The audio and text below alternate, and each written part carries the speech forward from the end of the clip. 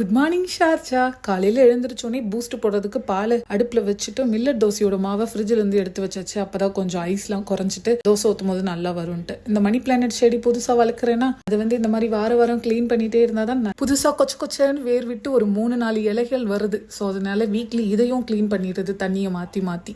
அப்புறம் என்ன, இதை க்ளீன் பண்ணி வச்சுட்டு நல்லா ஒரு 3-4 ஸ்பூன் பூஸ்ட்டை போட்டு நல்லா சர்க்கரையை போட்டு பூஸ்ட் ஆற்றி குடிச்சாச்சு. போன வீடியோவில் மில்லட் தோசை காமிக்கிறேன் அப்படின்னு சொல்லியிருந்தேன் நெக்ஸ்ட் வீடியோவில். ஸோ இன்றைக்கும் அதே மில்லட் தோசை தான். நான் ரொம்ப அதிக பிரசங்கித்தனமாக 2 நாளைக்கு மில்லட் தோசை மாவு அரைச்சிட்டேன். அடுத்த வாட்டியில் ஊற்றும் போது கொஞ்சமாக அரைக்கணும்னு பிளான் பண்ணியிருக்கேன். ஏன்னா ஒரு வாட்டி சாப்பிட்டுட்டு திரும்ப சாப்பிட்டா ஏதோ திகட்டுற மாதிரி இருக்குது. அப்புறம் க்ரோசரி ஷாப்பிங் போயிருந்தப்போ ஒரு குண்டு மாம்பழம் வாங்கிட்டு வந்திருந்தேன். ஒரே ஒரு மாம்பழம் பார்த்திங்கன்னா 280 dirhams, அதாவது நம்ம ஊர் காசுக்கு ஒரு 60 ரூபா 70 ரூபா இருக்கும். ஆனால் சூப்பர் டேஸ்ட்டாக இருந்ததுங்க. காசுக்கு ஏற்ற ஒருத்தர், அப்படி ஒரு இனிப்பு, நல்ல தித்திப்பாக இருந்துச்சு.